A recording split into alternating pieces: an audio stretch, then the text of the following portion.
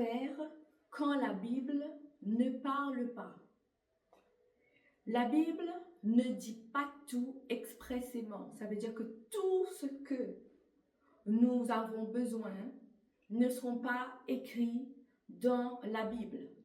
Donc, il y a des situations comme ça où la Bible ne nous dit rien du tout. La Bible ne parle pas. Parce que tout ce que nous avons besoin, comme vous avez remarqué, ne sont pas écrits dans la Bible. La Bible ne nous dit pas tout. La Bible ne nous dit pas, par exemple, avec qui on va se marier un jour. La Bible ne nous donne pas le nom, le prénom de notre futur époux, future épouse.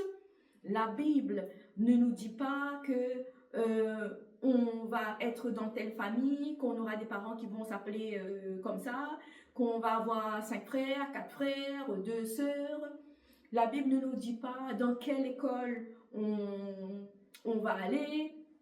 La Bible ne dit pas quel parcours professionnel on va suivre. La Bible ne nous donne pas des détails sur nos futurs métiers. Ne dit pas, ben toi, Marie, tu vas travailler dans telle branche, tu vas rencontrer monsieur un tel, tu vas te marier avec lui, tu vas avoir 3 enfants. La Bible ne nous dit pas. La Bible ne nous dit pas non plus dans quelle ville on va habiter, sur quel continent, dans quel pays, la couleur de votre maison que vous aurez, la voiture que vous allez acheter. La Bible ne vous dit pas non plus que vous allez être malade, que vous allez être atteint de telle ou telle maladie.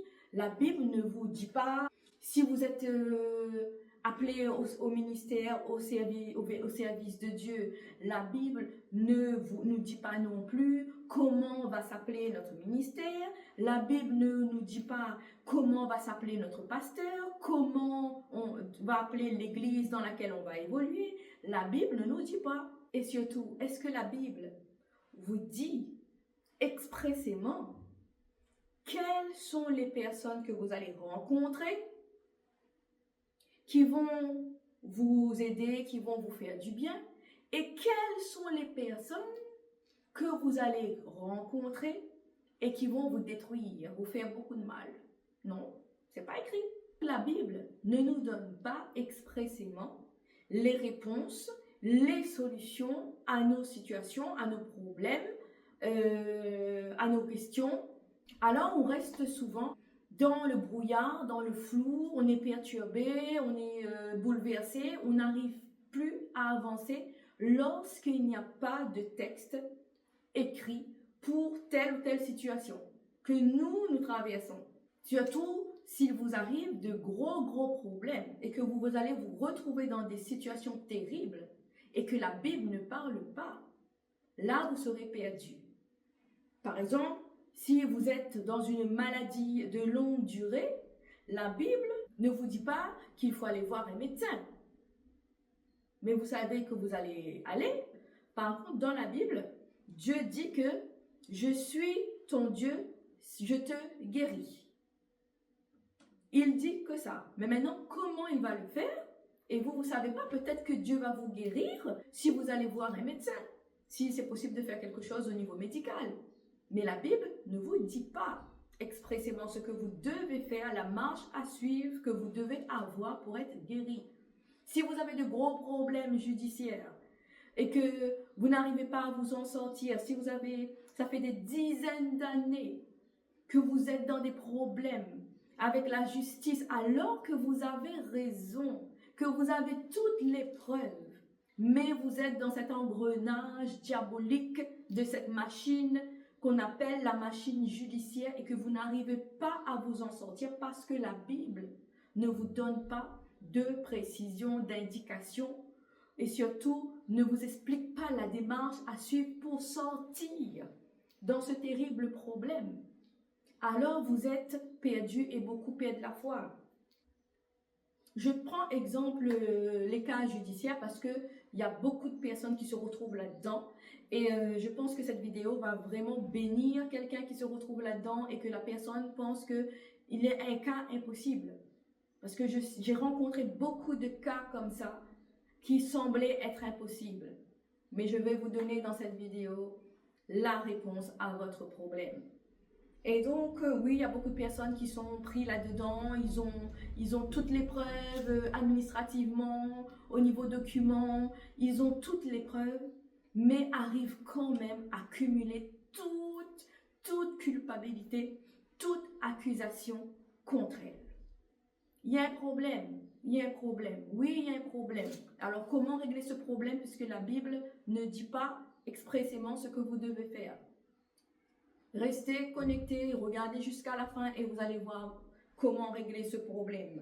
Parce que beaucoup de chrétiens sont victimes et se retrouvent accusés et payent le prix de leur accusation malgré leur innocence. Mais nous avons un Dieu qui s'appelle le Dieu de la justice et c'est le seul Dieu qui rend encore justice sur cette terre, sous ce soleil. Beaucoup de chrétiens se retrouvent en panique, perturbés parce qu'ils ne trouvent pas de solution écrite dans la Bible aux situations, aux épreuves qu'ils traversent. Je vous donne la solution à vos questions, vos situations qui jusqu'à présent restent en suspens parce que vous ne voyez plus rien, vous n'êtes plus éclairé. Mais Dieu a la solution à tout. Même si ce n'est pas écrit dans la Bible, il y a des solutions. Ce qu'il faut savoir d'abord, c'est que depuis la Genèse, en passant par notre génération jusqu'à l'Apocalypse, il y a différentes générations qui se succèdent.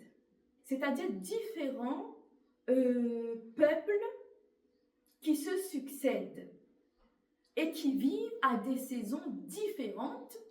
Donc, chaque génération va côtoyer, selon là où ils habitent, des situations qui évoluent à leur époque. Et à chaque génération, on voit apparaître de nouveaux modes de vie. Il y a des situations que les générations précédentes n'ont pas connues, que nous, on va connaître. Pour notre saison aujourd'hui, on va connaître des situations qui ne sont pas écrites dans la Bible, donc il n'y a pas de solution écrite. Et donc, il va falloir trouver une réponse par rapport à notre situation. Donc, il faut s'adapter à la saison dans laquelle on se trouve. Donc, il y a des situations qui n'existaient pas avant, mais existent à notre époque. Et bien sûr, il y a des situations qui n'existent pas à notre époque, mais qui existaient avant et que nous, on ne connaît pas. Ce qui amène à de nouveaux cas pratiques. On appelle ça cas pratique parce que c'est de nouveaux cas qui apparaissent. Donc, il va falloir trouver une solution. Par exemple, avant, dans le temps de la Genèse, des générations précédentes, il n'existait pas les réseaux sociaux. Mais aujourd'hui, on est en plein dans cette génération-là, dans cette saison où il y a les réseaux sociaux. Donc, comme il y a les réseaux sociaux, toute nouvelle technologie apporte de nouveaux cas, apporte aussi son lot de problèmes. Et il va falloir y faire face. Avant Abraham et Moïse, ils n'avaient pas de problème par rapport aux réseaux sociaux à régler. Mais aujourd'hui, nous, serviteurs de Dieu, nous avons ce genre de problème à régler, par exemple. Plus les hommes changent, plus on avance, plus on évolue, plus les cas de figure, les cas pratiques, les situations nouvelles vont s'accentuer et plus on avance, plus il y a plus d'écrits sur ce cas-là qu'on connaît dans la Bible. Il n'y a pas d'écrit dans la Bible. Mais Dieu ne change pas et ses commandements aussi ne changent pas. Donc là-dessus, il faut bien être clair qu'avec Dieu, il n'y a pas de changement. Il reste le même, il fonctionne comme il était depuis le début et jusqu'à l'éternité. Dieu ne change pas, fonctionne de la même manière. Nous, chrétiens, nous avons l'habitude d'avoir des supports concrets, des textes écrits. Mais il y a, comme vous avez remarqué, des situations où il n'y a pas de texte. Il y a un grand blanc. Et quand il y a un grand blanc, eh bien, c'est la panique, c'est le trouble et on n'a plus de stabilité, on est déstabilisé. Mais restez connectés avec Dieu, vous allez retrouver votre stabilité. Car il y a beaucoup de chrétiens qui sont perdus. Mais il faut savoir, le but de Dieu, c'est d'amener les perdus vers lui. Donc, quand vous arrivez à lui et que vous voyez qu'il y a des situations pour lesquelles vous n'avez pas de réponse et qu'il y a des blancs, il n'y a pas de texte écrit, eh bien, vous êtes encore plus perdus. Eh bien, le but de Dieu, c'est de ramener les perdus vers lui pour que vous ne soyez plus perdus. C'est qu'il y a un souci. Le but de Dieu, c'est de vous ramener qui étiez perdus. Mais là, vous arrivez à Dieu. Vous êtes encore plus perdus devant les textes qui n'existent pas, qui ne sont pas dans la Bible. Des situations pour lesquelles vous n'avez pas de réponse écrite. Dieu n'est pas fou. Dieu ne veut pas vous abandonner. Dieu ne vous a pas ramené, vous qui étiez perdus, dans son royaume pour que vous êtes encore plus perdus face à un manquement de texte écrit. Alors, comment faire quand Dieu ne parle pas, quand il n'y a pas de texte écrit? La solution est simple. En dehors de texte écrit, Dieu nous a donné d'autres moyens, d'autres solutions pour écouter sa parole, pour entendre sa voix. Mais cette part de manquement de texte qui nous fait un peu troubler, qui nous fait un peu laisser aller, c'est une volonté de Dieu qui s'appelle simplement le libre choix de chaque chrétien. Dieu nous laisse une part de liberté, une part de choisir, parce que Dieu veut voir comment on se débrouille lorsqu'il n'y a pas de texte écrit. Beaucoup de chrétiens ne savent pas que cette part de liberté que Dieu nous donne peut être aussi à double tranchant. Quand on est libre et qu'on n'a pas de texte pour nous ordonner, pour nous commander, on peut se laisser aller et faire aussi n'importe quoi. Donc, on a des problèmes. Alors que cette part de liberté est quand même sous condition. Dieu ne vous laisse pas libre comme ça. Il vous donne quand même des conditions dans cette part de liberté. Mais malheureusement, beaucoup de chrétiens chutent lorsqu'il n'y a plus de texte et surtout font mauvais usage de la liberté que Dieu leur donne.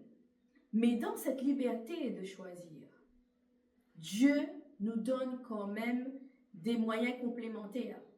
Donc, le choix que Dieu nous donne est aussi soumis à la volonté de Dieu. Et là, je vais vous donner 4 moyens qui vont compléter les textes écrits. Le premier moyen, c'est les 5 ministères. Et la référence des 5 ministères, c'est Éphésiens 4, verset 11 et la suite. C'est là que Jésus dit qu'avant d'aller au ciel, il ne laisse pas les chrétiens seuls, puisqu'il laisse les chrétiens avec les 5 ministères, l'apôtre, le prophète, l'évangéliste, le pasteur, le docteur. Il laisse les chrétiens avec les personnes qui vont prendre sa relève pour diriger le peuple. Les 5 ministères sont les conducteurs spirituels des enfants de Dieu. Et les 5 ministères représentent aussi prophétiquement les 5 doigts de la main de Dieu sur la terre. C'est pour cela que Dieu a donné les 5 ministères à l'Église pour conduire l'Église bien sûr sous la volonté du Saint-Esprit, les 5 doigts de la main. Donc, quand vous êtes enfant de Dieu, vous serez attiré vers un de ces 5 doigts. Même les 5 doigts même vont vous attirer. Parce que vous allez vous connecter à un de ces ministères, parce que le Saint-Esprit que vous avez reçu reconnaît là où il doit aller. Donc, les 5 ministères attirent les chrétiens dans l'Église. Et quand vous écoutez un ministère parler, vous savez que vous devez le suivre parce que le Saint-Esprit en vous s'accorde, acquiesce, est d'accord. Et Dieu a donné les 5 ministères qui sont la main de Dieu sur la terre, physique et visible. Parce qu'au moins avec les 5 ministères, vous pouvez parler, vous pouvez discuter, vous pouvez échanger. S'il y a un souci, s'il y a un problème, vous avez votre pasteur, vous avez votre apôtre, votre prophète, votre docteur ou votre évangéliste, ou même peut-être que vous avez les 5, eh bien tant mieux pour vous. C'est encore mieux si vous avez les 5 ministères sous la main. Vous pouvez aller discuter, échanger, parce que Dieu a donné les 5 ministères pour conduire le peuple de Dieu jusqu'à la stature parfaite du Christ. Et surtout, les 5 ministères connaissent le chemin pour arriver à la stature parfaite de Dieu et surtout pour éviter tous les vents qui vont souffler et qui vont vous balancer de droite à gauche jusqu'à perdre la foi. Donc, un chrétien doit se connecter à un ministère. C'est l'organisation que Dieu a donnée pour l'Église. Un chrétien ne peut pas rester seul. Parce qu'un chrétien qui est seul, qui n'est pas connecté à un ministère, surtout un ministère loin. En général, les ministères sont tous loin. Les vrais appelés par Dieu sont loin. Quand je dis loin, c'est que ce sont des ministres de Dieu qui ont l'onction de Dieu pour agir comme Dieu agirait sur la terre si Dieu était physiquement présent sur la terre. Parce que quand vous êtes chrétien, vous avez envie de parler à quelqu'un parce que vous êtes seul, il y a des personnes qui ne vous comprennent pas. Eh bien, ceux qui vous comprennent le mieux, ce sont les 5 ministères parce qu'ils sont passés avant vous par le chemin que vous êtes en train de passer maintenant même. Un chrétien qui se laisse conduire par un ministère, obéit à Dieu, fait la volonté de Dieu. Un chrétien qui refuse, parce que je sais qu'il y a des chrétiens qui refusent, ce sont des chrétiens qui seront malheureux toute leur vie. Parce qu'ils ne suivent pas l'organisation de Dieu. Ils ne suivent pas les règles de Dieu. Et Dieu a donné les 5 ministères. Il n'y en a pas 6, il y a 5. Je répète, 5. Ceux qui n'ont jamais lu la Bible, allez lire votre Bible. L'Église de Christ est conduite par les 5 ministères. Apôtres, prophètes, évangélistes, pasteur et docteur. Ça passe ou ça casse, mais c'est la vérité. Et tous les chrétiens qui marchent en dehors du couloir, ou qui essayent de courir en dehors du couloir des 5 ministères, sont des perdus. Ils auront cherché des réponses à droite, à gauche, alors que Dieu a donné les 5 ministères. Ils sont là pour vous aider, pour vous accompagner. Deuxième moyen que Dieu a donné en complément au texte écrit de la Bible, le Saint-Esprit. Vous avez le texte de référence, Jean 14, verset 26. Dans ce texte-là, Jésus dit que le Saint-Esprit, le Consolateur, qui viendra après le départ de Jésus sur la terre, vous enseignera toutes choses et vous rappellera tout ce que je vous ai dit. Ça veut dire que tout ce que Jésus a dit aux apôtres n'était pas écrit dans la Bible. Et ne l'est pas écrit encore aujourd'hui dans la Bible. Donc, le Saint-Esprit est là pour vous rappeler tout ce qui n'est pas écrit dans la Bible. Les 5 ministères sont vos conducteurs spirituels, visibles, physiques. Le Saint-Esprit, il est votre conducteur invisible, spirituel. L'Esprit Saint. Il va vous montrer la direction. Il va vous dire tout ce que vous avez envie de connaître. Et surtout, il sera votre enseignant invisible. Les ministères sont vos enseignants visibles. Le Saint-Esprit, c'est votre enseignant invisible. Le Saint-Esprit vous conduit sur le chemin de Dieu. De quelle manière? Par ce que vous allez ressentir. Votre ressenti par rapport à vos intuitions, vos convictions. Il y a des réponses comme ça que vous allez avoir parce que vous ressentez les choses. Quand vous allez dans une direction qui est une mauvaise direction, vous allez ressentir que non, il ne faut pas aller dans cette direction. Vous ne savez pas pourquoi, mais vous savez que non, cette direction-là que vous voulez emprunter là, non, c'est pas là. C'est parce que le Saint-Esprit vous enseigne. Le Saint-Esprit vous dirige. Maintenant, vous allez le connaître. Peut-être qu'avant, vous ne le saviez pas. Mais votre intuition, votre conviction, ce ressenti que vous avez là, ce n'est pas un hasard. Si vous êtes chrétien, vous avez reçu le Saint-Esprit. Le Saint-Esprit est votre enseignant spirituel. Il vous conduit dans la volonté de Dieu, sur les chemins de Dieu. Et quand il y a un chemin qui n'est pas pour vous, il va vous dire clairement, par votre ressenti, même des fois il peut vous parler, il va vous dire, non, ne va pas là-bas, n'emprunte pas ce sentier-là, ce chemin-là. Pars de l'autre côté. Je suis sûre que vous avez déjà vécu ça. C'est parce que le Saint-Esprit, votre enseignant invisible spirituel, vous enseigne. Et souvent, ça vous arrive. Vous avez envie de faire telle chose, mais au fond de vous, vous avez l'impression qu'il y a un mal-être. Après, vous changez d'avis. Et vous savez que non, il ne faut pas faire comme ça. Il faut faire comme ça. Non, il ne faut pas... même souvent, surtout pour les personnes que vous côtoyez, vous savez que vous ressentez que cette personne-là, ce n'est pas une bonne personne pour vous, ce n'est pas une personne qui vous veut du bien. Vous ressentez ça au fond de vous. Ce n'est pas vous, c'est le Saint-Esprit en vous qui voit ce qu'il y a dans le cœur de la personne qui est en face de vous.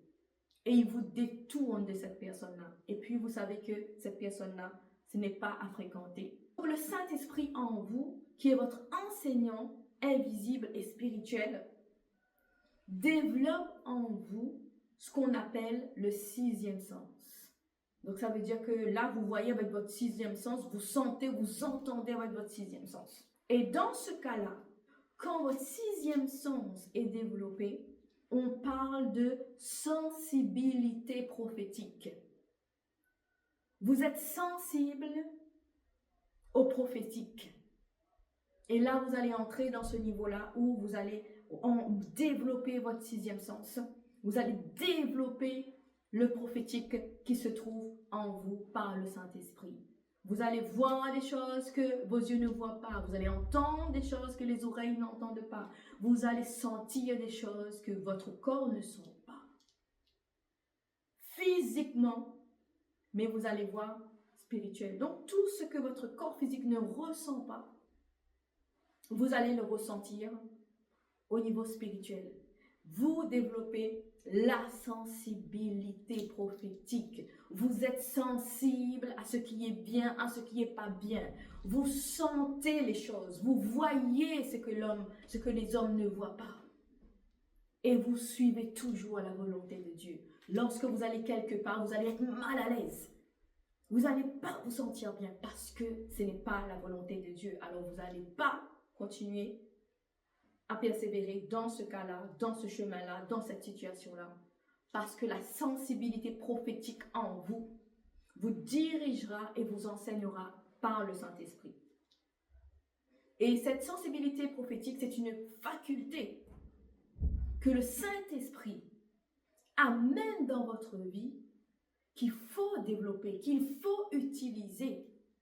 Parce qu'aujourd'hui, dans ce monde-là, on ne peut pas avancer seulement dans le monde physique, dans le monde visible, parce qu'il y a un monde invisible qui existe. Il y a un monde qu'on ne voit pas qui existe et qui a de l'influence sur notre vie visible, sur notre vie physique. Et il faut connaître tout ça.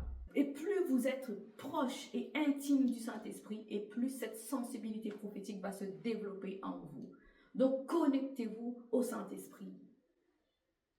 Un troisième moyen que Dieu donne en complément des textes écrits, c'est la sagesse et l'intelligence. L'intelligence ou la sagesse. Et vous pouvez trouver cela dans deux versets. Proverbe 3, verset 13. Et Proverbe 9, verset 10. Donc là, on va lire ensemble les deux versets pour bien vous expliquer ça. Proverbe 3, verset 13. Heureux l'homme qui a trouvé la sagesse et l'homme qui possède l'intelligence. Et Proverbe 9, verset 10. Le commencement de la sagesse, c'est la crainte de l'Éternel.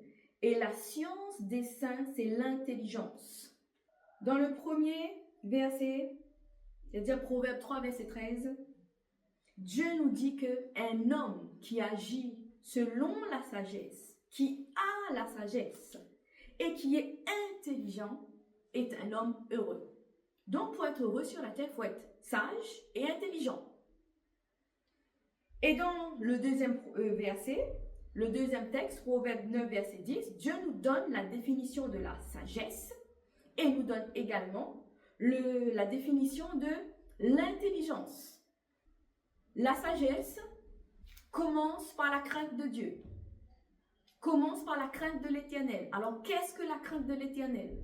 La crainte de l'Éternel, c'est reconnaître et avoir conscience que Dieu est éternel, que Dieu existe et que Dieu agit encore sur la terre, sur tous les hommes, que Dieu agit encore sous ce soleil pour tous les hommes, les créatures humaines qui s'y trouvent, parce que c'est lui le créateur de tous les hommes qui se trouvent sur la terre. Et quand on reconnaît que Dieu existe, que Dieu agit encore, eh bien la sagesse, c'est de marcher selon ce que nous reconnaissons sur Dieu, à propos de Dieu. Donc on marche selon sa volonté parce qu'on reconnaît, on croit et on obéit à la volonté de Dieu. Donc pour bien vivre, il faut obéir à la parole de Dieu, il faut obéir à Dieu.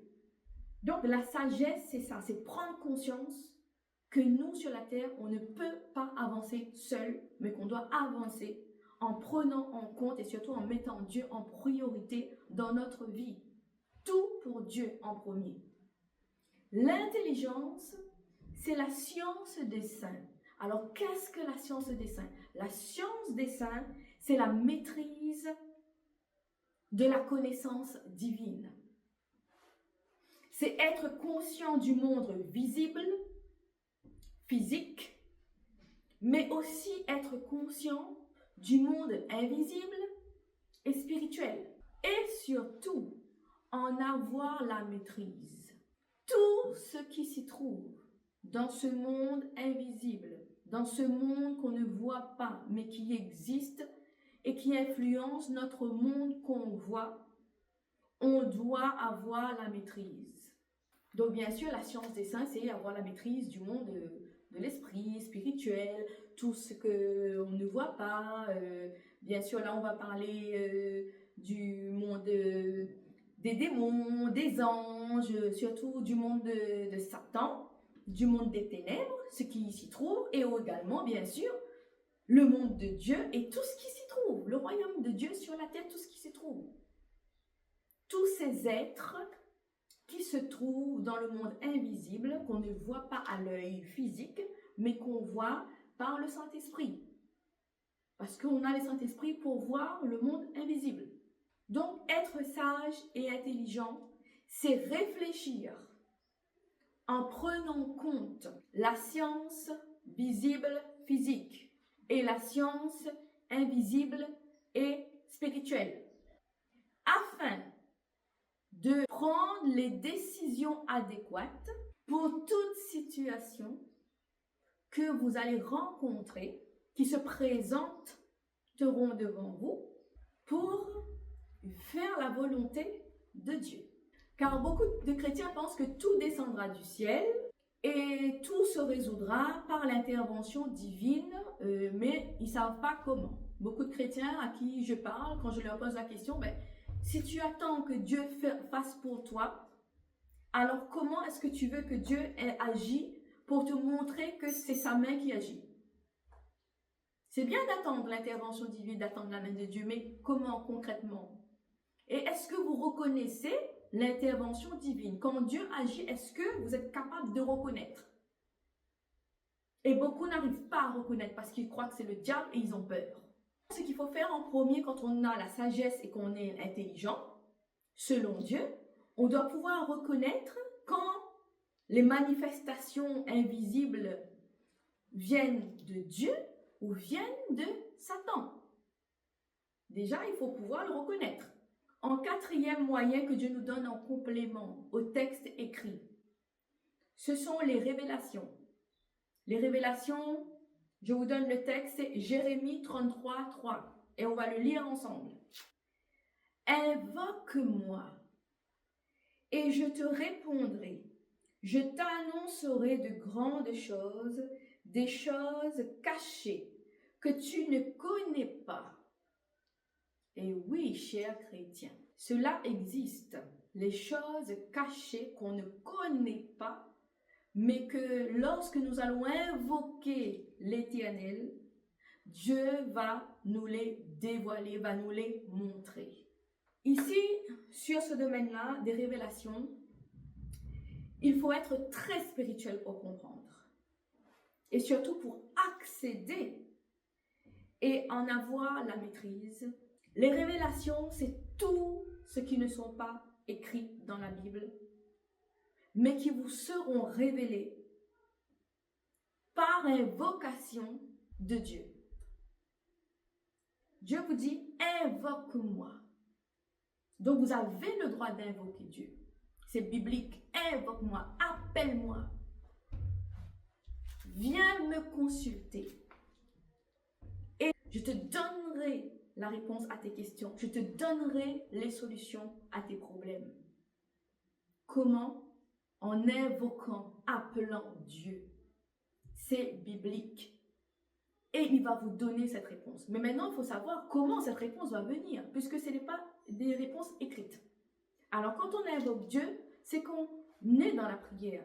Invoquer Dieu, c'est comprendre que nous sommes un homme, une femme, que nous sommes physiquement humains, mais que nous allons faire monter notre esprit vers Dieu pour ramener les réponses qui se trouvent au ciel dans notre vie sur la terre. Mais maintenant, ces réponses vont venir comment? Comment Dieu va nous répondre? Et surtout là, c'est pour ça que je vous dis qu'il faut être très spirituel, parce que là, on entre dans le monde de l'esprit. On entre dans le monde des esprits. Et ici, on entre vraiment dans le domaine prophétique. Tout ce qui est spirituel qu'on ne voit pas, mais qu'on va aller chercher là-haut pour ramener ça sur la terre. Donc là, il va falloir connaître comment on entre là-bas et surtout comment on redescend. Il faut entrer, mais il faut savoir aussi ressortir dans ce monde spirituel-là. Et surtout, vivre dans la paix sur terre. Avec cette capacité-là.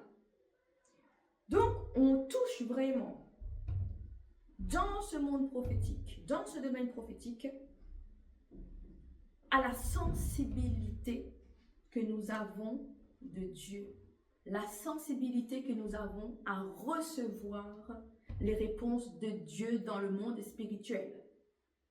Donc là, il faut vraiment être très sensible à la voix de Dieu dans toute sa diversité. Il ne faut pas être limité, il ne faut pas être légaliste, il ne faut pas être religieux et être borné et vous dire que tout ce qui est invisible, tout ce qui est manifestation des esprits, ce n'est pas divin, mais que c'est diabolique. Alors là, si vous êtes dans cet objectif-là, vous ne pourrez jamais recevoir les réponses. Vous ne pourrez jamais invoquer Dieu parce que Dieu maintenant, quand vous l'invoquez, invoquer Dieu, c'est appeler un esprit clairement à venir à se manifester dans votre vie.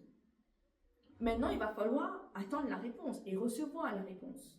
Maintenant, comment Dieu va vous donner la réponse? On va toucher au domaine surtout des rêves, des songes et des visions. Quand vous invoquez Dieu en esprit, Dieu va vous répondre en esprit. Et Dieu va vous donner la réponse clairement, surtout dans le domaine des rêves, des songes et des visions. Donc là, il ne faut pas avoir peur. On entre dans les rêves, dans les songes, dans les visions. Dieu va vous répondre dans les rêves, les songes, les visions. Il va vous donner une réponse imagée. Parce que quand on touche au domaine des rêves, des songes, des visions, c'est que Dieu va vous donner une image. Donc, il va vous montrer clairement ce dont vous avez besoin et la réponse à votre question et la solution à votre problème. Et beaucoup de chrétiens ne savent pas que c'est une capacité du prophétique et que cela vient de Dieu. Et en ont peur, bien sûr, parce qu'ils ne comprennent pas. Alors aujourd'hui, je vais vraiment vous délivrer de cette peur-là. Je vous dis en tant que pasteur, en tant que servante de l'Éternel, en tant que ministère oint, que les rêves, les songes, les visions ne sont pas tous diaboliques et ne viennent pas tous de Satan. mais que c'est un moyen que Dieu a trouvé pour vous communiquer sa réponse dans le monde spirituel. Et beaucoup d'entre vous, je suis sûre que Dieu vous a déjà répondu à travers ces moyens-là, mais que vous n'avez pas pris garde. Dieu dit, il peut parler tantôt d'une manière, tantôt d'une autre, mais des fois, on n'y prend point garde. Et c'est ce qui vous arrive souvent. Alors maintenant, à partir d'aujourd'hui, je vous demande de prendre vraiment conscience et surtout de prendre en considération les rêves, les songes et les visions que vous recevez. Parce que c'est souvent la réponse à vos invocations. Parce que quand vous priez, vous invoquez Dieu, vous appelez Dieu au secours. Maintenant, il faut connaître, recevoir. Et Dieu va vous donner la réponse dans vos songes, dans les rêves et dans les visions. Il ne faut pas en avoir peur. Et souvent, ce que je peux vous dire là aujourd'hui, c'est que tous les songes que vous faites, souvent, quand vous invoquez Dieu pour un problème que vous avez, tous ces songes-là vous disent la vérité. Surtout, vous montrent réellement la vérité. Surtout si vous avez des problèmes au niveau des complots, si vous avez des personnes qui complotent contre vous pour vous faire chuter, vous allez voir, le songe ne ment pas. Le songe, c'est la réponse véritable de Dieu à un problème de complot. Si vous êtes une proie de là où vous êtes et que tout le monde s'acharne contre vous, le songe, c'est la réponse de Dieu. Parce que Dieu nous dit dans Jérémie 33:3, « Invoque-moi, je te répondrai. » Il va vous répondre. Il va vous montrer les choses cachées. Il va vous annoncer de grandes choses, des choses que vous ne connaissez pas. Donc, vous n'avez pas du tout connaissance ni idée de ces choses-là. Mais à travers la réponse de Dieu, par les songes, les rêves et les visions, Dieu vous les donne. Et bien sûr, concrètement, quand vous avez des problèmes avec des personnes, alors que vous êtes juste et que vous n'avez rien fait et que tout s'acharne sur vous, invoque ton Dieu, invoque l'Éternel. Et Dieu va vous répondre. Surtout dans ce domaine-là de complot, je peux vous dire, je le vous confirme, je vous affirme que Dieu répond. Il vous montre qui fait quoi contre vous. Qui se rassemble, s'associe contre vous et qu'est-ce qu'ils font dans votre dos. Vous allez tout voir. Et ça, vraiment, je vous donne cette grâce-là, que Dieu vraiment vous montre les songes de vérité et que tous les complots qui sont contre vous soient démantelés, soient dévoilés dans les songes contre votre personne. À partir d'aujourd'hui, prêtez attention à vos songes. Parce que dans les songes, Dieu vous montre surtout les personnes qui se trouvent dans votre alentour, dans votre entourage. Qui vous veut du bien, qui vous veut du mal. Et vous allez voir, faites cette expérience-là. Dieu vous montre avec précision tout ce qui se trame autour de vous et comment ça se fait. À travers les songes, je vous donnera la réponse sur vos projets futurs, sur vos situations. Et le but, c'est que vous changez et que vous améliorez ce qui n'est pas bon dans votre vie et que vous vous éloignez des personnes qui vous veulent du mal. Pour finir, en conclusion, je veux juste vous dire que ces 4 moyens qui sont en complément au texte écrit dans la Bible doivent toujours aller dans la même direction divine, doivent toujours suivre la direction de la parole écrite et ne doivent pas aller à l'encontre de la parole de Dieu et ne doivent pas aller à l'encontre de la volonté de Dieu. Et ces 4 moyens-là doivent toujours vous conduire à la paix de Christ, à la paix de Dieu. Parce que toutes les solutions que Dieu vous donne, c'est pour vous conduire à la paix. Vous devez être en paix, vivre en paix. Et là, vous saurez que vous êtes dans le bon chemin et que vous n'avez pas pris la mauvaise décision. Suivez la direction de Dieu, vous irez toujours dans la bonne direction. Je prie vraiment afin que cet enseignement change votre vie et que vous devenez maintenant de véritables soldats de l'Éternel et que vous allez vous tenir debout maintenant avec toutes les armes que Dieu vous donne et que vous avez entendues à travers cet enseignement. Que Dieu vous bénisse.